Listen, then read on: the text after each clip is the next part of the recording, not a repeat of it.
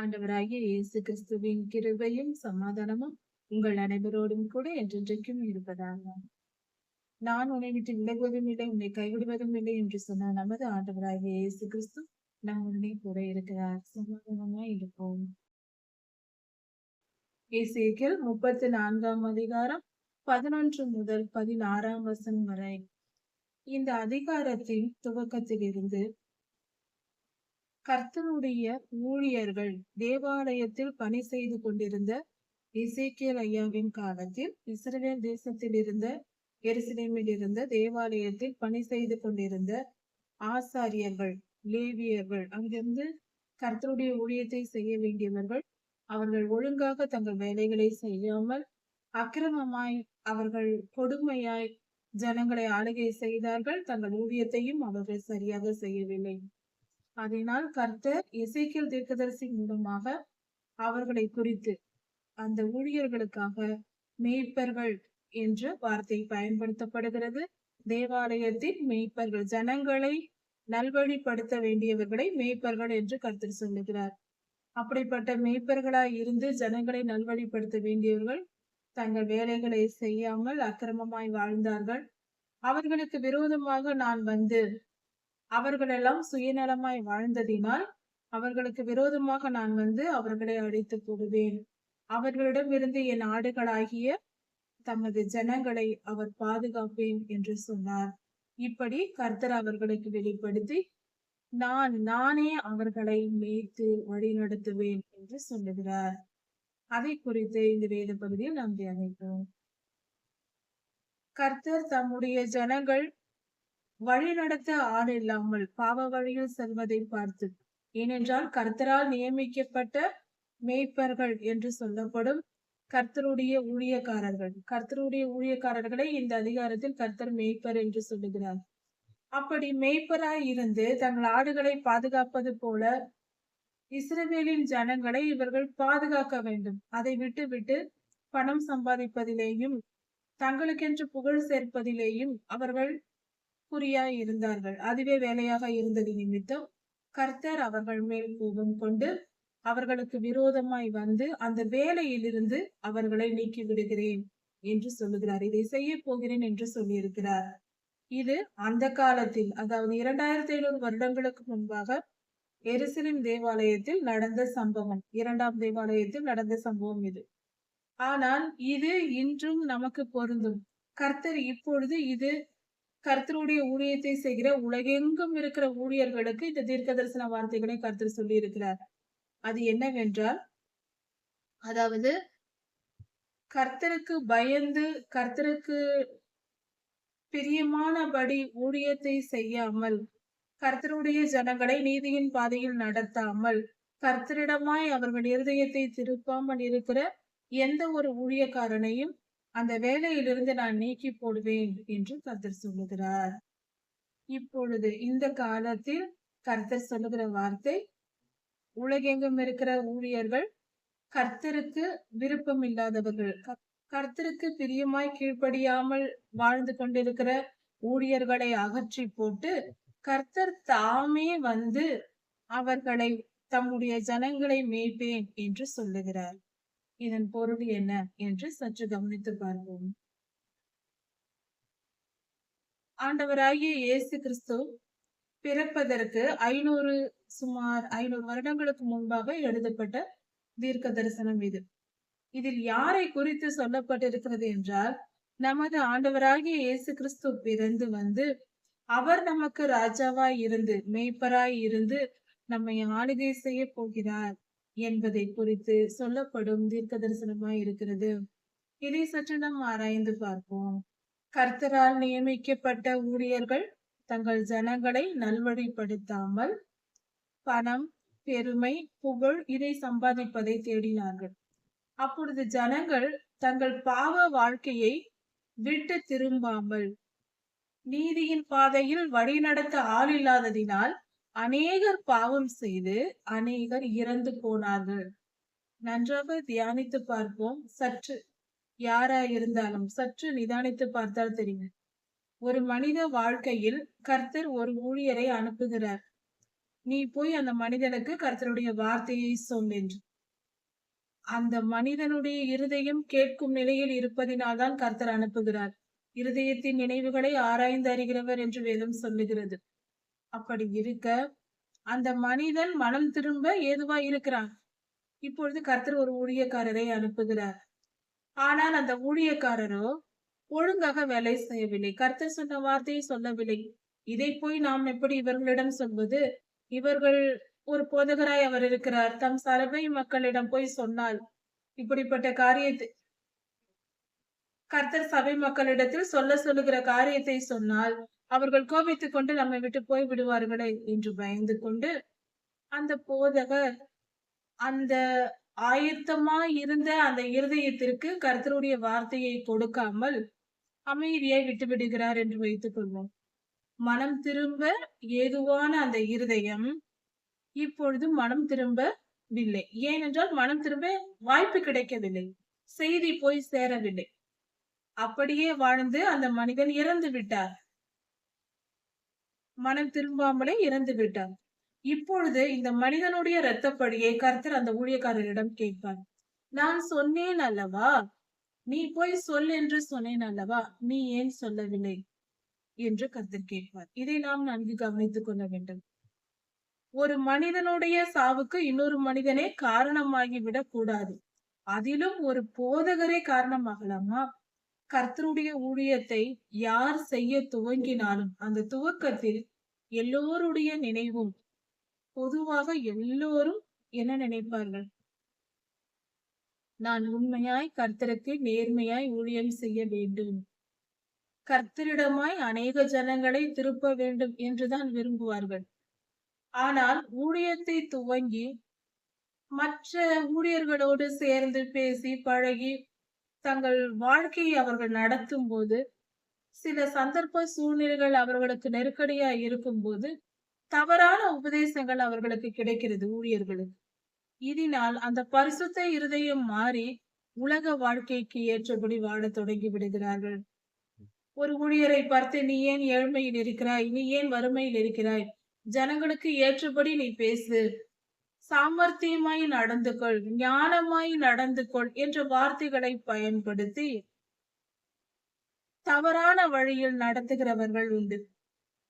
இப்படிப்பட்ட செய்திகளை கேட்கிறவர்கள் தங்களுடைய சூழ்நிலைகளினாலும் தவறான உபதேசங்களினாலும் கேட்டு அவர்கள் மனம் திரும்பி பாவம் செய்ய போய்விடுகிறார்கள். பரிசுத்த இருதயம் அவர்களை விட்டு போய்விடுகிறது. கர்த்தருக்கு ஊழியம் செய்யாமல் தங்களை தாங்களே மேய்த்துக் கொள்கிற மேய்ப்பர்களாகி விடுகிறார்கள். என்ன நடந்தாலும் சரி, என் வாழ்க்கையை நான் கர்த்தரிடம் ஒப்படைத்து விட்டேன், என் தேவைகளை கர்த்தர் பார்த்து கொள்வார், அவருக்கு உண்மையாய் நான் ஊழியம் செய்வேன் என்று சொல்லுகிற ஊழியர்கள் அநேகர் மிகப்பெரிய ஊழியர்களாய் இன்றும் இருக்கிறார்கள், பரிசுத்தவான்கள் இருக்கிறார்கள். அவர்களால் அநேக ஆத்துமாக்கள் பரலோகத்தில் நிரம்பிக் கொண்டிருக்கிறது. அதையும் நாம் மறந்துவிடக் கூடாது. ஒரு சிலர் பாவம் செய்கிறார்கள் என்று சொல்லும் பொழுது எல்லோரையும் குற்றப்படுத்துவது அல்ல, பலரும் இப்படி இருப்பது வேதனைக்குரியது என்று ஒரு மனிதன் வேதாகமத்தை கையில் எடுத்து இயேசு என்னும் நாமத்தை தரித்து கொண்டு நம்முடைய சர்வலோகாதிபதி இயேசு கிறிஸ்துவின் நாமத்தை நாம் தரித்து கொண்ட பின்பு பாவம் செய்யக்கூடாது. அது யாரா இருந்தாலும் சரி, விசுவாசியா இருந்தால் என்ன, ஊழியராய் இருந்தால் என்ன, தீர்க்கதரிசியா இருந்தால் என்ன, யாராய் இருந்தால் என்ன, கர்த்தரின் நாமம் நமக்கு தரிக்கப்பட்டு விட்டது, அவருக்கு பிள்ளை என்று ஆகிவிட்டோம். ஒரு மனிதன் கூட உலகத்தில் பாவம் செய்யக்கூடாது கர்த்தருடைய வேதத்தை சுமந்து கொண்டு. அது தவறு அல்லவா? கர்த்தருடைய மகிமைக்கு இழுக்கு உண்டாகும். கர்த்தருடைய பிள்ளை என்ற நீ மாறிவிட்டால் உடனே உன் குற்றங்களையும் உன் குறைகளையும் தவறுகளையும் திருத்திக் கொள்ள முயற்சி செய்ய வேண்டும். தினந்தோறும் திருத்திக் கொள்ள வேண்டும். தவறுகள் குறைகள் இல்லாத மனிதன் யாரும் இல்லை. இருக்கலாம் சிறிய தவறுகள், சில அறியாமையினால் செய்கிற தவறுகள் இருக்கலாம். வேதத்தை தியானித்து அறிந்து கொள்ள வேண்டும். சகல சத்தியத்தையும் நாம் அறிந்து கொள்ள வேண்டும். பரிசுத்த ஆவியானவர் சகல சத்தியத்தையும் நமக்கு போதிப்பார் என்று வேதம் சொல்லுகிறது அல்லவா? பாவத்தை குறித்தும் நீதியை குறித்தும் கண்டித்து உணர்த்துவார் என்று. பரிசுத்த ஆவியானவருக்கு நாம் இடம் கொடுக்க வேண்டும். எப்படி இடம் கொடுப்பது? பரிசுத்த ஆவியானவருக்கு இடம் கொடுப்பது என்றால் ஊழியர்கள் பல மணி நேரம் வேதம் வாசிக்க வேண்டும், ஜெபிக்க வேண்டும், இந்த காரியத்தில் ஈடுபட வேண்டும். அப்பொழுதுதான் பரிசுத்த ஆவியானவர் நம்மில் இடைப்பட நேரிடும். அவர் நமக்கு சொல்லிக் கொடுக்க முடியும். நம் வேலைகளை பார்த்து கொண்டிருந்தால் கர்த்தருடைய ஊழியத்தை செய்ய முடியாது. இப்படி ஊழியர்களால் கைவிடப்பட்ட ஜனங்களை காப்பாற்றும்படியாக கர்த்தர் அப்படிப்பட்ட ஊழியர்களிடமிருந்து தங்கள் ஜனங்களை மீட்டு கொண்டு அவர்களை தாமே அரசாழ்வார் என்று சொல்லப்பட்டிருக்கிறது. அதாவது ஆண்டவராகிய இயேசு கிறிஸ்து அவரே ஜனங்களை அதிபதியாய் ஆளுகை செய்வார் என்று சொல்லப்பட்டிருக்கிறது. கர்த்தராகிய ஆண்டவர் சொல்லுகிறார், இதோ நானே என் ஆடுகளை விசாரித்து அவைகளை தேடி பார்ப்பேன் என்று சொல்லுகிறார். நானே வருகிறேன் என்று கர்த்தர் சொல்லுகிறார். கர்த்தராகிய ஆண்டவர் என்று சொல்லப்பட்டிருக்கிறது. பிதாவாகிய தேவனுடைய ஒரே பேரான குமாரன் ஆண்டவராகிய இயேசு கிறிஸ்து. பிதா, குமாரன், பரிசுத்த ஆவியானவர் ஒன்றான தெய்வம், திரித்துவ தேவன். அவரே நம்மை ஆளுகை செய்வேன் என்று சொல்லுகிறார். என் ஆடுகளை விசாரித்து தேடி பார்ப்பேன் என்று சொல்லுகிறார். கர்த்தர் பூமியில் இருக்கிற எல்லா மனிதர்களையும் தேடி பார்க்கிறார். யார் யார் என்னுடைய பிள்ளைகள்? நம் இருதயம் எப்படி இருக்கிறது? யார் கர்த்தரை நேசிக்கிறவர்களாக இருக்கிறோம், நேசிக்க தகுதியுடையவர்களாய் இருக்கிறோம் என்று கர்த்தர் தேடி பார்க்கிறாராம். மேலே இருந்து ஒவ்வொருவராய் பூமியில் யார் யார் எப்படி இருக்கிறார்கள் என்று.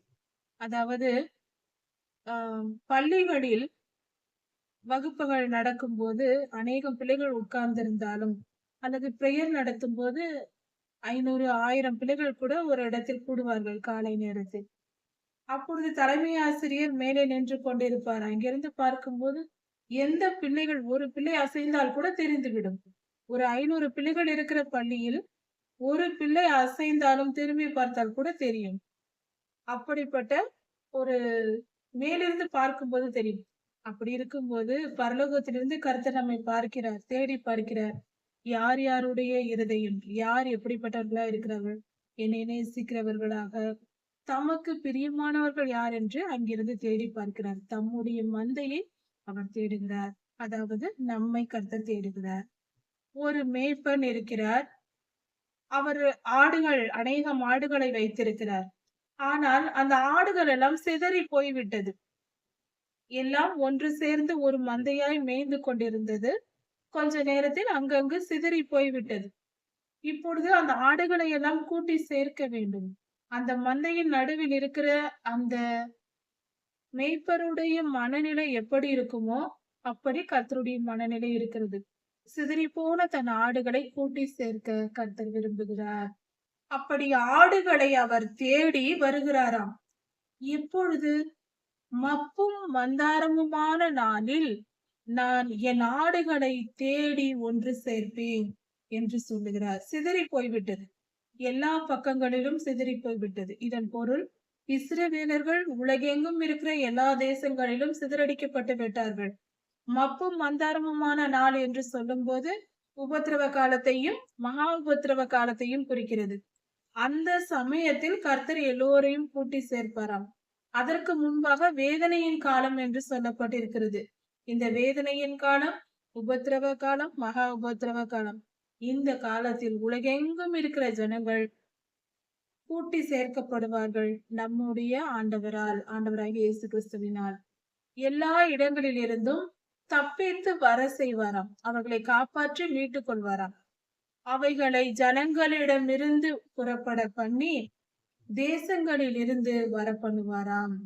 அப்படி என்றால் பலவிதமான ஜனங்களிடத்தில் இருந்து என்று சொல்லும் பொழுது இஸ்ரவேலர்கள் சிதறடிக்கப்பட்டார்கள், உலகெங்கும் பரவினார்கள். அங்கு போன எல்லாரும் கடைசி காலம் வரைக்கும் எல்லா தேசங்களிலும் இருக்கிறார்கள். அவர்கள் அங்கு வாழும்போது அந்த தேசத்தின் ஜனங்களோடு கலந்து விட்டார்கள். இப்பொழுது இஸ்ரவேலில் எபிரேய மொழி பேசப்படுகிறது.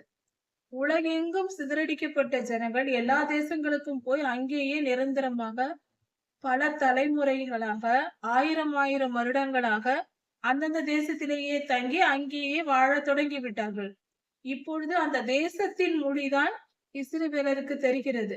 எபிரேய மொழி, கிரேக்க மொழி தெரியாது. மொழியையும் மறந்து, எல்லா பரம்பரை காரியங்களையும் மறந்து, கர்த்தரை அறியாமல் சிதறி போய் கிடக்கிறார்கள். அவர்கள் தாங்கள் இஸ்ரவேலர்கள் என்றே தெரியாத கூட்டத்தார் அநேகர் உண்டு. உலகெங்கும் கோடான கோடி பேர் இஸ்ரவேலர்கள் இப்படியாக இருக்கிறார்கள். தங்களை தாங்களே இஸ்ரவேலர் என்று அறியாமலும், தங்கள் பாஷை அறியாமலும், மற்ற ஜனங்களோடு கலந்து மற்ற தேசத்தாராகவே வாழ்ந்து கொண்டிருக்கிற ஜனங்கள் உண்டு. அப்படிப்பட்டவர்களை கர்த்தர் கூட்டி சேர்ப்பேன் என்று சொல்கிறார். அதுதான் அந்த ஜனங்களிடம் இருந்து விடுவித்துக் கொண்டு வருகிறார். அந்த ஜனங்களோடு ஒன்று சேர்ந்து விட்டார்கள். இப்பொழுது அவர்களுக்கு தம்மை வெளிப்படுத்தி, அந்த ஜனங்கள் யார் என்பதை கர்த்தர் அவர்களுக்கே வெளிப்படுத்தி, இஸ்ரவேலருக்கு நீங்கள் இஸ்ரவேலர்கள், இந்த கோத்திரத்தை சேர்ந்தவர்கள், நீங்கள் என்னுடைய ஜனங்கள், நீங்கள் புறப்பட்டு வாருங்கள் என்று அந்த ஜனத்தின் மத்தியிலிருந்து அவர்களை அழைக்க வேண்டும். அடுத்ததாக அந்த தேசத்தை விட்டு புறப்பட்டு வர செய்து இஸ்ரவேலில் கொண்டு வந்து சேர்க்க வேண்டும். இதை கர்த்தர் செய்வார் என்று சொல்லுகிறார். அவர்களுடைய சுய தேசமாகிய இஸ்ரவேலில் அவர்களை கொண்டு வந்து சேர்த்து, மலைகளின் மேலும் வாசஸ்தலங்களிலும் ஆறுகள் அண்டையிலும் நான் அவர்களை கூட்டி சேர்ப்பேன் என்று கர்த்தர் சொல்லுகிறார். இப்படி இஸ்ரவேல் தேசத்திற்கு கொண்டு வந்து அங்கங்கு அவர்களை தங்க வைப்பார் கர்த்தர். அவைகளை நல்ல மேய்ச்சலில் மேய்ப்பேன். அப்படி இஸ்ரவேல் தேசத்திற்கு கொண்டு வந்து அவர்களுக்கு நல்ல மேய்ச்சலை தருவாராம். செழிப்பான வாழ்க்கையை தருவேன் என்று சொல்லுகிறார். இஸ்ரவேலின் மலைகளில் அவைகளுடைய தொழுவம் இருக்கும் என்று கர்த்தர் சொல்லுகிறார். அவர்கள் தங்கியிருக்கும் ஒரு நல்ல மாட்டு தொழுவம் இஸ்ரவேலில் இருக்குமாம். அங்கே இருந்து தங்கி அவர்கள் வருவார்களாம். இது நேரடியான ஒரு பொருளும் உண்டு. உலகெங்கும் இருக்கிற ஜனங்கள் கூட்டி சேர்க்கப்பட்டு இஸ்ரவேல் தேசத்திற்கு போய் அங்கே தங்குவார்கள். மலைகள், ஆறுகள் எல்லாவற்றிலும் இப்படியாக அதன் மேல் போய் தங்குவார்கள். இதெல்லாம் நடக்க போகிற காரியம். ஆனால் இதற்கு இன்னொரு பொருளும் உண்டு. கர்த்தர் நம்மை கூட்டி சேர்ப்பேன் என்று சொல்லுகிறார். எங்கெல்லாம் இது கர்த்தருடைய இருதயத்திற்கு ஏற்றவர்களாய் நம்மை கூட்டி சேர்க்கிற ஒரு வழியும் இருக்கிறது. வெளிப்படையாக உலகெங்கும் இருக்கிற ஜனங்கள் இரண்டாம் வருகையில், கர்த்தருடைய இரண்டாம் வருகையில் எல்லோரையும் கர்த்தர் கூட்டி சேர்ப்பார். அதற்கு முன்பாக நாம் கர்த்தரிடம் கூட்டி சேர்க்கப்படும் காரியம் என்று சொல்லும் போது, மனதளவில் இணைந்து விட்டாலே கர்த்தரோடு நாம் சேர்ந்து விட்டதுக்கு பொருள். அதாவது ஒரு மனிதன் ரட்சிக்கப்பட்டு பாவத்தை விட்டு விலகி கர்த்தரை ஏற்றுக்கொண்டு வாழ தொடங்கி விட்டாலே கர்த்தரோடு இணைந்ததாக தான் பொருள். இஸ்ரவேலில் குடியிருப்பதற்கு சமம். கர்த்தரோடு இணைந்து அவருக்கு பிள்ளைகளாய் நாம் மாறிவிட்டோம் அல்லவா? இப்படி ஆண்டவராகிய இயேசு கிறிஸ்து அவர் இந்த உலகத்தில் வந்து அவர் பேசினார், அவர் உபதேசித்தார். அநேகர் அவர் பக்கமாய் திரும்பினார்கள். அவருடைய வார்த்தைகள் வேத புத்தகத்தில் எழுதப்பட்டு உலகெங்கும் கொடுக்கப்படுகிறது. இந்த 2000 வருடமாய் அதை நாம் படித்து, நாம் எல்லோரும் அன்று ஆண்டவராகிய இயேசு கிறிஸ்து பேசின வார்த்தைகளை கேட்டு இன்று வரை நாம் மனம் திரும்பி அவரோடு சேர்ந்து கொண்டிருக்கிறோம். அவருக்கு பிள்ளைகளாகி கொண்டிருக்கிறோம். உலகெங்கும் இருக்கிற கர்த்தருடைய ஜனங்கள் மனம் திரும்பி கர்த்தரிடம் சேர்கிறோம் அல்லவா? இப்பொழுது அவரோடு நாம் சேர்ந்ததற்கு அடையாளம் தான் இது. மலைகளின் மேலும் ஆறுகளிலும் அவர்கள் ஆறுகளின் அருகிலும் இருப்பார்கள் என்று சொல்லப்பட்டது நாம் கர்த்தரோடு இணைந்திருப்பதையே குறிக்கிறது. இன்று நாம் ரட்சிக்கப்பட்டு கர்த்தருடைய ராஜ்யத்தில் சேர தகுதி பெறுகிறோம். கர்த்தருடைய இரண்டாம் வருகை எருசலேமில் இருக்கும். அங்கிருந்து கர்த்தர் 1000 வருடம் அரசாட்சி செய்வார். அப்பொழுது நாம் எல்லோரும் அங்கே போய் இருப்போம். எருசலேமில் குடியிருப்போம். அவைகளை நல்ல மேய்ச்சலில் மேய்ப்பேன் என்று சொல்லுகிறார். கர்த்தருடைய ஆசீர்வாதம் முழுமையாய் கர்த்தருடைய பிள்ளைகளுக்கு கிடைக்கும்.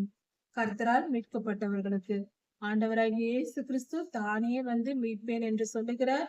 மீட்டு நல்ல இடத்தில் வைப்பார். நல்லபடியாக நம்மை போஷிப்பேன் என்று சொல்லுகிறார்.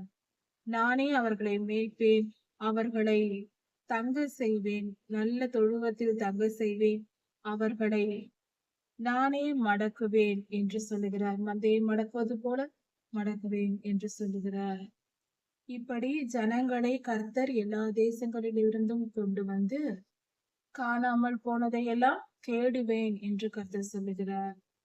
இஸ்ரவேலர்கள் பாவம் செய்து எல்லா தேசங்களிலும் தொலைந்து போனார்கள். அவர்கள் காணாமல் போனவர்கள். இப்பொழுது அவர்கள் சந்ததியார் உலகெங்கும் இருக்கிறார்கள். அவர்களை எல்லாம் கர்த்தர் தேடி பிடிப்பாராம்.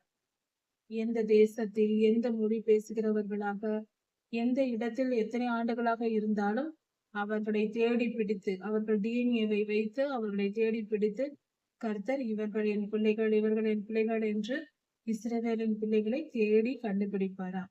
துரத்துண்டதை திரும்ப கொண்டு வந்து, அந்த காலத்தில் துரத்தப்பட்டு போனவர்களின் வம்சங்களை, அவர்கள் பிள்ளைகளை இப்பொழுது கொண்டு வருவார். இஸ்ரவேலை கொண்டு வருவார். எலும்பு முறிந்ததை காயம் கட்டி, அந்த காலத்தில், அதாவது 2500 வருடங்களுக்கு முன்பாக எசேக்கியேலின் காலத்தில் இஸ்ரவேல் தேசம் அழிக்கப்பட்டது. எருசலேம் நகரம் சுட்டெரிக்கப்பட்டது. மிகப்பெரிய நியாய தீர்ப்பை கர்த்தர் கொடுத்தார். அவர்கள் பாவம் முழுமை அடைந்ததால், பெருகிவிட்டதால், முழுமையாகிவிட்டது. இனி போவதற்கு ஒன்றுமில்லை என்று சொல்லும் அளவுக்கு. அதனால் அப்பொழுது ஜனங்கள் சிதறடிக்கப்பட்டார்கள், அநேகர் அழிக்கப்பட்டார்கள். இப்படியெல்லாம் நடந்தது. கர்த்தரே இந்த நியாய தீர்ப்பை கொடுத்தார். அப்படி இருக்கும்போது வெளிப்படையான கருத்து என்னவென்றால், கொஞ்சம் ஆழமாக சற்று புரிந்து கொண்டால் நலமாயிருக்கும். கொஞ்சம் ஆழமான காரியம் என்னவென்றால், இஸ்ரவேலர்கள் பாவம் செய்ய தொடங்கினார்கள். பொல்லாத சாத்தான் அவர்களுக்குள் நுழைந்தார். மேலும் மேலும் பாவத்தை அதிகரித்து இஸ்ரவேல் தேசம் முழுவதும், எருசலேம் நகரத்திலும் யூதா ஜனங்களிலும் அவர்களை முழுமையாய் பாவம் செய்ய வைத்தார். முழுமை அடைந்து விட்டது. பொல்லாத சாத்தான் முழுமையாய் ஆக்கிரமிக்கப்பட்ட மனிதர்கள் கர்த்தருடைய ராஜ்யத்திற்குள் பிரவேசிக்க முடியாது. அவர்கள் மனம் திரும்பவே மாட்டார்கள். அப்படிப்பட்ட நிலையில் இருந்தவர்களை அழித்து விட்டார் கர்த்தர். கொஞ்சம் கொஞ்சம் பாவம் செய்து மனம் திரும்புவார்கள் என்ற நிலையில் இருந்தவர்களை கர்த்தர் விட்டு வைத்தார். அவர்கள் தான் உலகெங்கும் சிதறடிக்கப்பட்டார்கள். இன்னும் சொல்ல போனால், கொஞ்சம் பரிசுத்தமாய் இருந்தவர்கள், கொஞ்சமாவது பரிசுத்தமாய் இருந்தவர்கள் உலகெங்கும் சிதறடிக்கப்பட்டார்கள். உயிரோடு வைத்திருந்தார் கர்த்தர். நல்ல விதையை நாம் வைத்திருப்பது போல முற்றிலும் கெட்டு போனவர்களை அழித்து போட்டார். இப்படி சிதறடிக்கப்பட்டவர்கள் உலகெங்கும் போய் பலவித தேசங்களில் இருந்து பல துன்பங்களை அனுபவித்து தலைமுறையாக வாழ்ந்து கொண்டிருந்தார்கள். கடைசி காலத்தில் அவர்களுக்குள் அந்த டிஎன்ஏ சுத்திகரிக்கப்படுகிறது. பல தலைமுறைகளாக அந்த பரிசுத்தமான ஜனங்கள் கடைசி காலத்தில் பிறக்கிறார்கள்.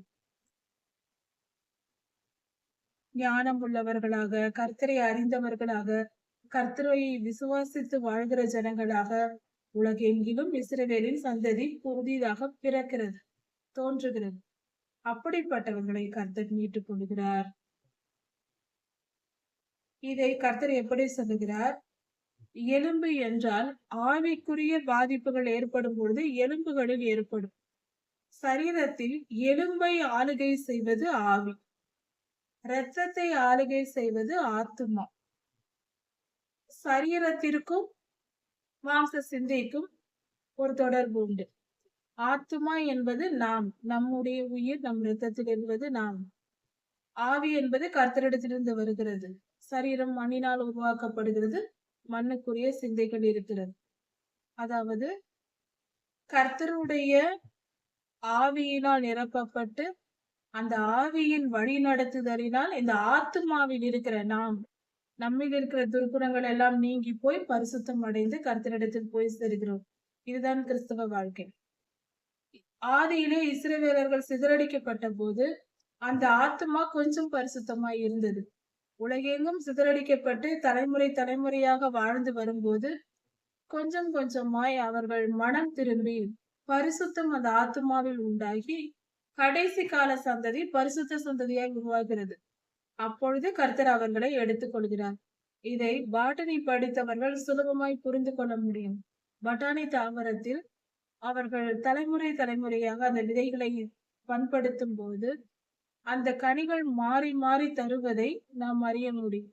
பாட்டனி ஜெனடிக்ஸ் படிக்கிறவர்களுக்கு இது சுலபமாய் புரியும். அந்த டிஎன்ஏ கோடிங் மாறி மாறி வருகிறது. அது கடைசி வருவது ஒரு நல்ல சிறந்த ஒரு பரிசுத்த சந்ததியாய் பரிசுத்தமான மனிதர்கள் உருவாகிறார்கள்.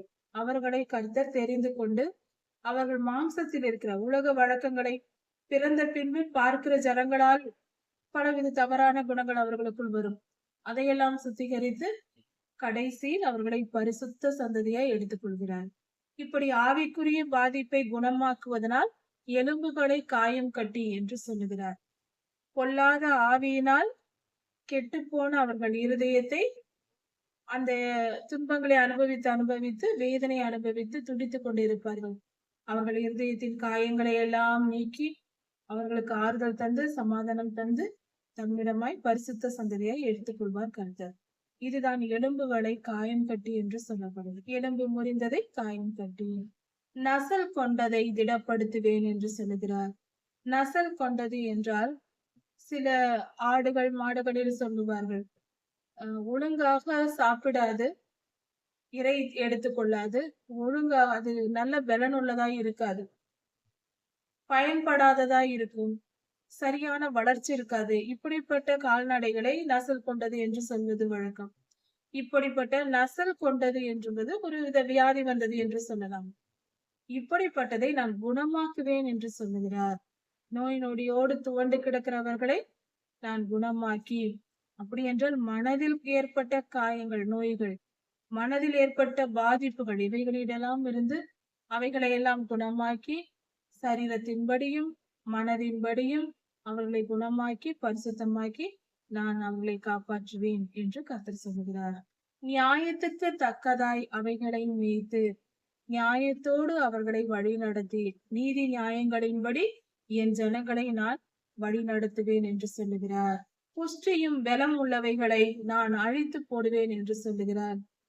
மிகவும் கொழுத்து போனது, இருதயத்தில் கொழுத்து போனது, செழிப்பாய் பாவம் செய்து வாழ்ந்து கொண்டிருக்கிறவைகளை நான் அழித்து போடுவேன் என்று சொல்கிறார். பரிசுத்தமான ஜனங்களை கர்த்தர் எடுத்துக்கொள்வார், குணப்படுத்துவார். அவர்கள் உடைந்த நிலையில் இருப்பார்கள், அவர்களை காப்பாற்றி மீட்டுக் கொள்வார், பாதுகாப்பார். நல்ல ஆரோக்கியமான நிலையில் இருப்பவர்கள் பாவம் செய்து அக்கிரமமாய் வாழ்ந்து கொண்டிருப்பார்கள், அவர்களை நான் அழித்துக் கொள்வேன் என்று சொல்லுகிறார். இப்படியாக கர்த்தர் தம்முடைய ஜனங்களை வழி நடத்துவேன் என்று சொல்லுகிறார். ஆண்டவராகிய இயேசு கிறிஸ்து பிதாவாகிய தேவன் தாமே வந்து நம்மை மீட்டுக் கொள்வார் என்று நல்ல மேய்ப்பராக நம்மை மேய்த்து வழி நடத்துவேன் என்று சொல்லுகிறார். கர்த்தருடைய அன்பு எவ்வளவு பெரியது! அவரே நம்மை ஆளுகை செய்து வழி நடத்தப் போகிறார். எவ்வளவு மேன்மையான காரியம், எவ்வளவு பெரிய ஆசீர்வாதம்! கர்த்தரிடத்தில் நம்மை அர்ப்பணிப்போம், பரிசுத்தமாய் வாழ்வோம். கர்த்தாவே, என்னை மேய்த்தருளும், என்னை ஆண்டு கொள்ளும், என்னை வழி நடத்தும், உம்முடைய நீதி நியாயங்களை எனக்கு கற்றுத்தாரும் என்று மனப்பூர்வமாய் கர்த்தரிடத்தில் கேட்டு பெற்றுக்கொள்வோம். அவருடைய ஆளுகை இன்பமானது, சமாதானம் உள்ளது. கர்த்தர் உங்களை ஆசீர்வதிப்பாராக. அந்த ஆசீர்வாதங்களை, அந்த ஆளுகையை உங்களுக்கும் தருவாராக. நான் உன்னை விட்டு விலகுவதும் இல்லை, உன்னை கைவிடுவதும் இல்லை என்று சொன்ன தேவன் நம்முடனே கூட இருந்து என்றென்றும் நம்மை காப்பார். இதன் தொடர்ச்சியை நாம் அடுத்த செய்தியில் பார்க்கலாம்.